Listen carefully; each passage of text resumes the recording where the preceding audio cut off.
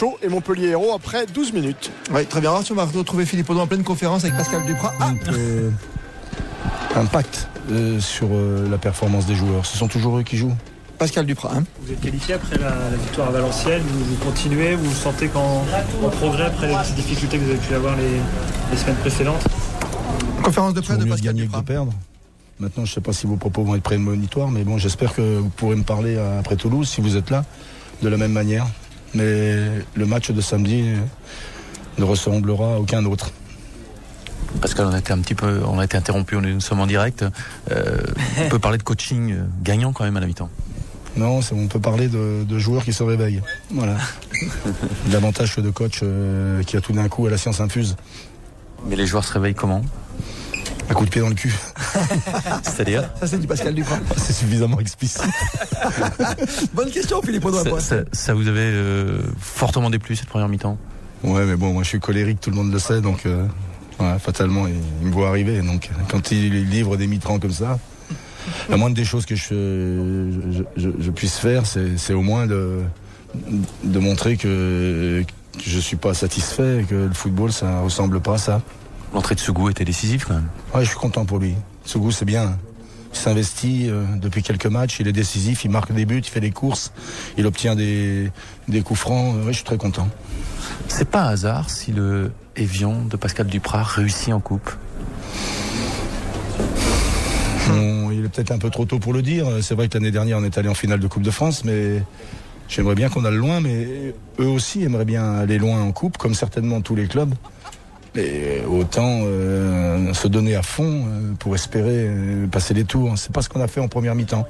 Donc on est prévenu. J'espère que le tirage au sort sera clément ou tout au moins nous permettra de jouer à domicile pour récompenser tous nos supporters et puis que les joueurs se livrent pendant 95 minutes. Parce que vous avez une personnalité, un discours qui colle bien à cette épreuve, non? Vous êtes un remonteur de pendule quand même. Un empêcheur de tourner en rond. Mais ça colle bien à la coupe.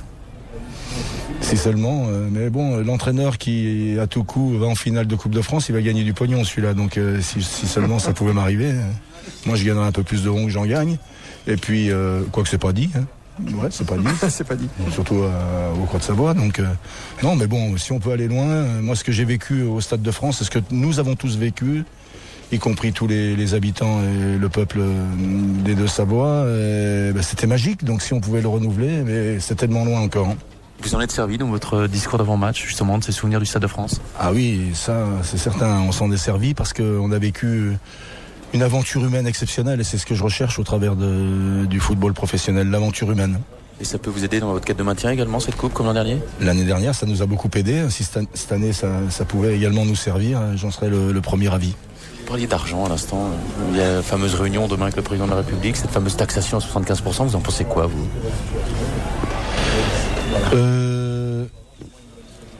Ce que j'en pense, je pense que si notre corporation fait grève, il faut vraiment aller se cacher, quoi. Vraiment, il faut se cacher. C'est-à-dire que vous êtes pour cette taxation pour les footballeurs? Je suis pas fondamentalement pour. Moi, ce qui m'inquiète, c'est que, surtout, c'est que bien sûr, il y a cette taxation-là, mais que tous les Français souffrent parce qu'ils payent des impôts. Et qu'on parle souvent des impôts directs, mais il y en a 70 d'impôts en France, entre direct et indirect. Donc voilà, à un moment donné, c'est le citoyen qui parle, ça suffit. Alors quand vous gagnez bien votre vie, ça va, donc tu fais pas grève. Mais le problème, c'est qu'il y a un paquet de gens qui sont au SMIC et qui payent aussi des impôts. Il y a aussi des retraités qui payent des impôts. Donc franchement, c'est fatigant, quoi. Donc vous comprenez pas la colère des présidents? Non, alors ça, je comprends pas du tout, franchement. Je comprends pas du tout. Mais nous, on a trouvé les subterfuges. Franchement, si on se couvre de ridicule en faisant grève, nous, on va trouver les subterfuges pour que nos joueurs fassent pas grève à cette période-là. Et on ira... nous avons 29 professionnels, ils iront dans toutes les catégories de notre club, avec leur voiture, amener des gamins les samedis et dimanches sur les stades. Voilà, j'espère qu'on fera pas grève, mais si jamais c'était le cas, je l'ai proposé il y a quelques jours à mon président, tout l'effectif professionnel ira à la rencontre de nos 800 gamins. L'autre question, c'est est-ce que ce sont les clubs qui doivent payer ou les joueurs? Philippe Audouin, RTL. Avec Pascal Tu gagnes, Duprat, tu payes, voilà. Voilà, tu gagnes, tu payes, mais tu payes trop. Mais voilà, celui qui gagne doit payer. Voilà, moi c'est mon avis. Hein, je dis malheureusement ce que je pense. Donc c'est au joueur de payer. Voilà, tu payes en fonction de ce que tu gagnes. Mais encore une fois, je le répète, je pense qu'on croule sous l'imposition en France. Et en tant qu'entraîneur, et je parle de la corporation du foot, il faut surtout pas se plaindre, parce qu'il y a aussi des gens qui souffrent, qui malheureusement, et ils sont nombreux, je le répète, c'est un fort pourcentage de la population active qui gagne le SMIC, mais qui paye aussi les impôts. Donc voilà. Les clubs pour faire la grève et d'autres solutions. Plutôt que de rendre les gens exsangues, voilà, en les taxant de façon absolument inadmissible. Et les clubs ne devraient pas payer, selon vous ? Si on doit payer, on paye. Il y a une taxe de 75%. Là, on doit être citoyen, on doit respecter ce qui se dit. Bon, on est passé aux urnes. Puisqu'on est passé aux urnes, tu y es. Mais le problème, c'est que 75%, ça fait beaucoup, mais c'est pas une raison pour faire grève. Voilà. Pascal Merci Duprat. beaucoup. Merci beaucoup, Pascal. Philippe Audouin. C'était plus qu'une interview, plus que évidemment une conférence de presse. C'était un vrai invité en direct ce soir, ô combien intéressant. Et sur le match tout d'abord, rappelez que c'est pas un coaching gagnant, c'est un bon coup de pied au cul à la mi-temps. Ça, on va s'en souvenir. Sylvain Charlet, Philippe Audouin. Et puis surtout la taxe à 75%. Encore une fois, si on fait grève, il vaut mieux aller se cacher. Il y a d'autres solutions aussi que de faire grève. On parlait de sitting à un moment dans les stades. Il y a aussi cette façon de faire, de prendre des voitures et d'aller prêcher la bonne parole. Mais il faut, quand on a décidé d'élire le président, on savait que dans son programme, il y avait 75%. Donc on y est aujourd'hui. Il y a d'autres solutions. Y aura-t-il une rétroactivité? C'est le grand débat demain. Rappelons que le président Hollande va recevoir une délégation demain à 16h30 à l'Élysée pour reparler de cette taxe à 75%. Vincent Labrune, que j'écoutais chez toi, Sylvain Charlet, dans le club Lisa lundi, lui aussi, il dit, on va pas supprimer cette taxe. On ne demande pas une suppression. On demande peut-être une façon plus claire de l'étaler un plus sur la durée, que les règles du jeu soient plus simples, finalement. Le problème notamment qui est soulevé, c'est parmi les problèmes soulevés, c'est le problème de la rétroactivité. Voilà. Ça pose beaucoup de soucis. Ça posait beaucoup de soucis, notamment pour un effort financier comme tous les Français, comme vient de le dire Pascal Duprat, mais encore une fois un cadre précis, un calendrier établi selon Vincent Labrune, qui, comme dans Robin des Bois, disait qu'il avait le sentiment d'être un petit commerçant racketté par le shérif de Nottingham. Je cite ses propos, c'était sur RTL lundi soir, en direct dans le club Lisa. Courte pause, ça n'a pas bougé, Sochaux-Montpellier, toujours 0-0 ? Toujours pas. Toujours 0-0. Très bien. Je vous rappelle qu'Evian Tonon-Gaillard avec Pascal Duprat donc s'est qualifié devant Guingamp, tour des stades à venir, et vos réactions sur le 32-10, 3-2-1-0. À tout de suite. On refait le match. Christophe Paco sur RTL. Guingamp sorti par Evian Tonon-Gaillard. Jocelyn Courvenec, entraîneur de Guingamp en direct. En retard et on n'a pas tenu un ballon et du coup Evian a réussi à jouer chez nous et comme on était en retard, on a vraiment été dépassé pendant 20 minutes. Voilà, alors ça a été le premier but. Après on est mieux. Quand Lionel Matisse est rentré, ça a stabilisé le milieu et on a quand même pris ce deuxième but sur un cafouillage, sur un corner. Et après c'était difficile. Je pense néanmoins qu'on a montré un autre visage sur la deuxième partie de deuxième mi-temps et on aurait mérité de revenir parce qu'on a les situations. Je trouve le but refusé sévère en voyant les images. Je trouve que c'est Hansen qui se manque. Après, c'est l'histoire du match. Ça n'a pas voulu nous sourire. Ça nous avait souri samedi dernier. Le fort de Guingamp, c'est la défense. Jocelyn Courvenec, l'entraîneur de Guingamp, battu aujourd'hui par Evian Tonon-Gaillard. Ouais, mais on s'aperçoit que sans quelques éléments aussi, avec une grosse maturité, on a moins de stabilité. Après, c'est ce genre de match-là où les joueurs ont à me donner des mots de tête ensuite pour faire les compos. Après, on a été moins bien pendant 20 minutes, ce qui nous arrive quasiment jamais. Voilà, donc ça, on l'a payé au prix fort. Ça nous coûte une qualif. Maintenant, place au championnat. C'est une déception toute relative ? Non, c'est une déception de perdre un match, surtout à Ouroudourou. Je voulais vraiment qu'on soit intraitable chez nous. Bon, on a perdu ce match-là. C'est bravo Evian parce qu'ils sont revenus dans la partie au moment où ils étaient moins bien. Ils étaient menés au score. Et c'est jamais facile de revenir à l'extérieur. Mais on est déçus d'être éliminés parce qu'encore une fois, on voulait jouer le tour suivant. Et ça fait jamais plaisir de perdre. Est-ce que vous avez cru peut-être trop tôt que c'était arrivé à la mi-temps ? Parce que c'est vrai qu'à ce moment-là, vous étiez au-dessus. Non, on était, je pense, devant, on était au-dessus, mais après il faut continuer à faire les efforts.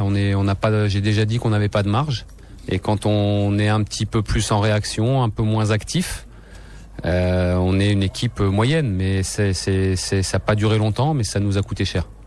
C'est un beau rappel alors pour le championnat.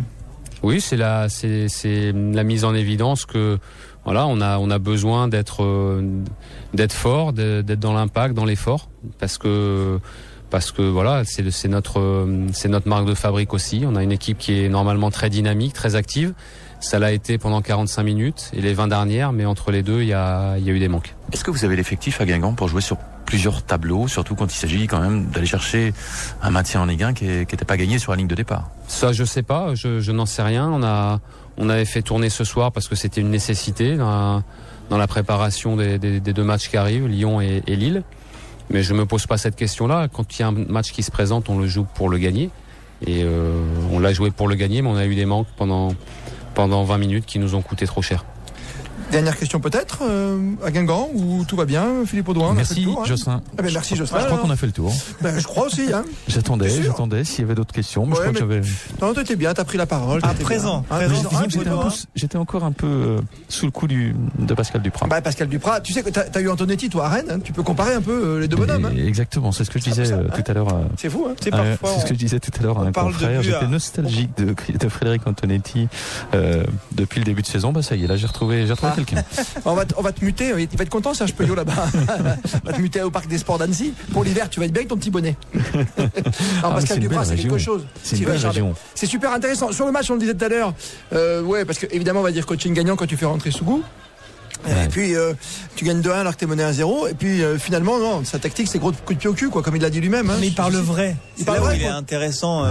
Voilà. Il connaît ses joueurs. Il ne te dévoile pas des secrets de vestiaire, mais voilà, il parle vrai. Et c'est vrai que ça fait du bien parce qu'aujourd'hui, on est habitué, on en parle depuis des mois, voire des années, et les auditeurs ne sont pas surpris. On est habitué, Philippe, à la langue de bois. Donc là, je pense que toi, en tant que journaliste, en menant cette interview, entre guillemets, tu t'es régalé.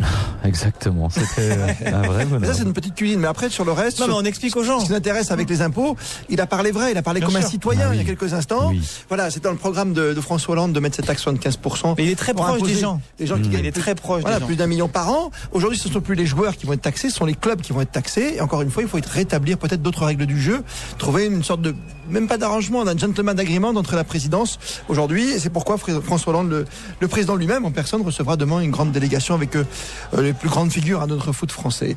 Merci à toi, Philippe. Bonne fin de soirée à Guingamp.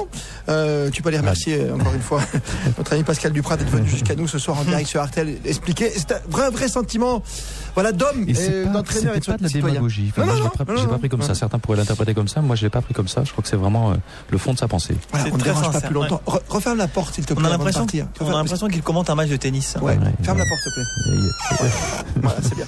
Merci Philippe. Et tu ranges tout. Hein. Alors, tout à l'heure, donc, tu suivras pour nous le match de Roger Federer. En direct de Bercy. Sochaux Montpellier, salut Philippe Audouin, merci. On fait un petit détour par Sochaux, puis on va aller sur le standard, retrouver notamment Yannick et Jean-Paul après cette victoire d'Evian Tonon-Gaillard à Evian, à Guingamp plutôt. 2-1. Florian Hernandez pour Sochaux Montpellier, première période, Coupe de la Ligue. 26 minutes entre les deux équipes. Première grosse occasion, elle est Montpellier-Rennes avec une frappe de Morgan Sanson contré qui a failli lober Pierrick Cross aligné dans le but sochalien en lieu et place de Simon Pouplin, l'habituel portier. Et puis cette équipe sochalienne qui commence à passer petit à petit. Bon là je dis ça au moment où il y a une mauvaise passe de la partie de Zouma pour Carlao qui commence à passer la ligne médiane et bien cette mauvaise passe mais immédiatement la pression sur la défense sochalienne, un groupe très compact du côté de cette équipe de Montpellier. Attention, peut-être le ballon en profondeur pour Contou qui est sur le côté droit, Contou qui va essayer de s'amuser face à son défenseur. La passe est mauvaise, le centre aussi, et donc ça fait toujours ce score de 0-0 après 27 minutes entre Sochaux et Montpellier. Merci beaucoup Florent Hernandez. Appelez le 3210. 34 centimes la minute. Les supporters ont la parole sur RTL. Qualifié ce soir donc Evian Tonon-Gaillard 2-1 Guingamp qui menait 1-0 et Evian Tonon-Gaillard qui est revenu, qui a dépassé l'équipe guingampaise. 2-1 au final. Bonsoir Yannick Dancy. Bonsoir. Merci de nous rejoindre. Belle perf de la part d'Evian qui a su faire tourner au bon moment et un super entraîneur encore une fois, Pascal Duprat. Belle perf, en tout cas par rapport à ce qu'on a pu voir ces dernières semaines, c'est très clairement une belle perf, en tout cas deuxième mi-temps, de très bonne facture, au moins dans l'envie. Et dans la réalisation, ça s'est transformé, donc c'était impeccable. Ouais, vous avez un sacré entraîneur quand même, hein, parce que sa méthode, on l'a compris, c'est de les secouer quand même ces garçons. Hein. Alors, je pense que des entraîneurs qui secouent leurs joueurs sont quand même assez fréquents, mais lui, effectivement, il a un franc-parler, il a autant un franc-parler qu'un franc-être, c'est-à-dire que si vous allez le voir au bord du terrain à l'entraînement, il va se comporter de la même manière. C'est un personnage vrai, il triche pas, il est comme ça. Il est comme ça. Ravi de vous retrouver donc à ce niveau. Finalement, Yvan Tournon-Gaillard qui nous avait laissé de très bons souvenirs. On s'en souvient l'an dernier cette finale de coupe, hein, Yannick. Même si on a perdu contre Bordeaux, mais bon.